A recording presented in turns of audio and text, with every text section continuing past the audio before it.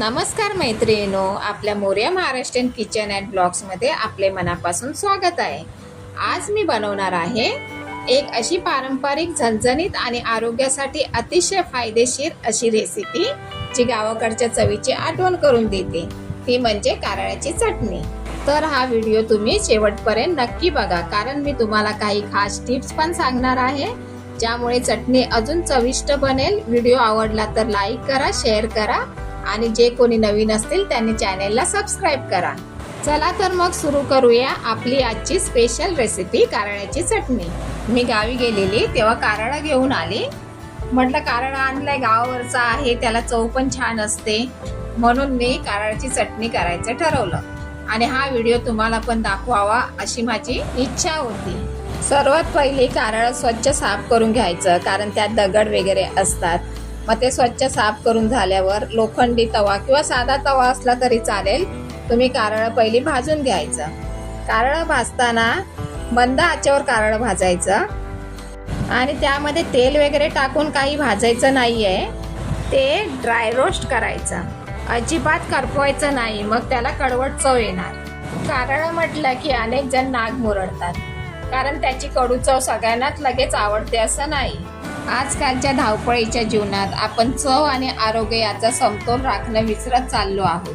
बाहेरचे fast food, तेलकट पदार्थ आणि तयार मसाले यामुळे आरोग्यावर परिणाम होत चालला आहे, पण आपल्या जुन्या पारंपरिक पदार्थांमध्ये अशी ताकद आहे की ते शरीरालाही फायदेशीर आणि खायलाही चविष्ट असतात। एवढंच नाही तर कारळामध्ये भरपूर प्रमाणात जीवनसत्वे, लोह, फायबर आणि शरीर शुद्ध ठेवणारे गुणधर्म असतात। आपल्या मोरया महाराष्ट्रीयन चॅनेलवर आपण नेहमी अशाच पारंपरिक, घरगुती आणि सहज बनणाऱ्या रेसिपी घेऊन येत असतो, त्यामुळे अजूनपर्यंत आपल्या चॅनेलला कोणी सबस्क्राइब केलं नसेल तर लगेच सबस्क्राइब करा आणि बाजूची बेल आयकॉन नक्की दाबा, म्हणजे आपल्या नवीन व्हिडिओची नोटिफिकेशन तुम्हाला सर्वात आधी मिळेल। तुम्ही बघू शकता कारळ व्यवस्थित भाजत आलं आहे, कारण मी हे कारळ मंद आचेवर भाजत आहे, त्यामुळे हे करपलं सुद्धा नाही आहे।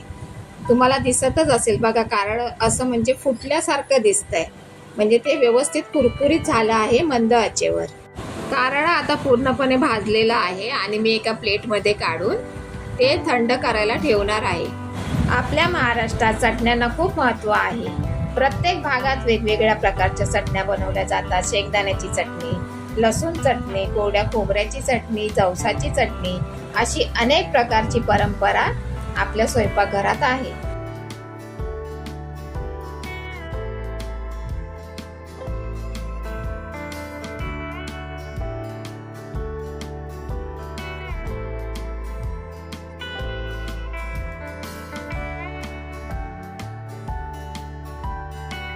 आता कारळ थंड झाल्यावर मिक्सरच्या भांड्यामध्ये आपण पहिली कारळ वाटून घ्यायचं।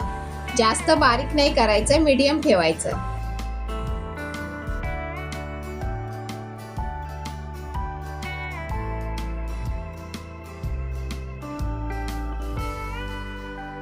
कारळ बारीक करून घेतलं मी, तुम्ही बघू शकता हे असं कुटकुटीत असायला पाहिजे।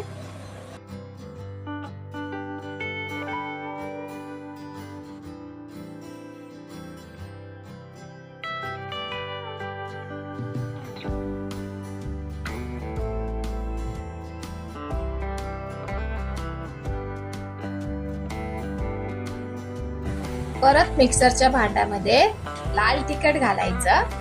मी माझ्या आवडीप्रमाणे लाल तिखट घेतला आहे, तुम्हाला कितपत तिखट आवडतं त्याप्रमाणे तुम्ही लाल तिखट घेऊ शकता, किंवा सुक्या मिरच्या सुद्धा भाजून तुम्ही त्यामध्ये घालू शकता। व 10-12 लसणाच्या पाकळ्या, लसूण जरा जास्त घालायचा, त्यामुळे चव खूप छान लागते। लसणाच्या पाकळ्या घालायच्या व चवीनुसार मीठ घालायचं व पुन्हा एकदा मिक्सरच्या भांड्यामध्ये हे मिश्रण सर्व वाटून घ्यायचं। या चटणीची खास गोष्ट म्हणजे तिची चव, थोडासा कडवटपणा, लसणाचा सुगंध, भाजलेल्या मसाल्याचा तिखटाचा झणका, हे सगळं एकत्र आलं की अफलातून चव लागते ह्याची। बघा आता आपली कारळ्याची चटणी तयार झाली, काहीही कष्ट नाहीये, एकदम साधी सोपी रेसिपी आहे।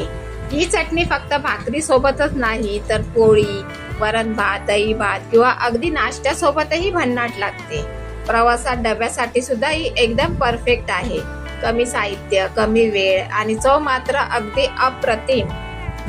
बघा ना, किती सोप्या पद्धतीने आणि कमी साहित्यामध्ये आपण ही भन्नाट चटणी बनवली. पण चव मात्र अशी की एकदा खाल्ली की पुन्हा पुन्हा खावीशी वाटेल. आणि हो, हा व्हिडिओ आपल्या मित्रमैत्रिणींना, कुटुंबियांना आणि खास करून ज्यांना पारंपरिक पदार्थ आवडतात त्यांच्यासोबत नक्की शेअर करायला विसरू नका. कारण आपल्या जुन्या पारंपरिक आणि आरोग्यदायी रेसिपी जास्तीत जास्त लोकांपर्यंत पोहोचवणं खूप गरजेचं आहे. चला तर मग भेटूया पुढच्या व्हिडिओमध्ये एका नवीन भन्नाट आणि तोंडाला पाणी आणणाऱ्या रेसिपी सोबत. धन्यवाद.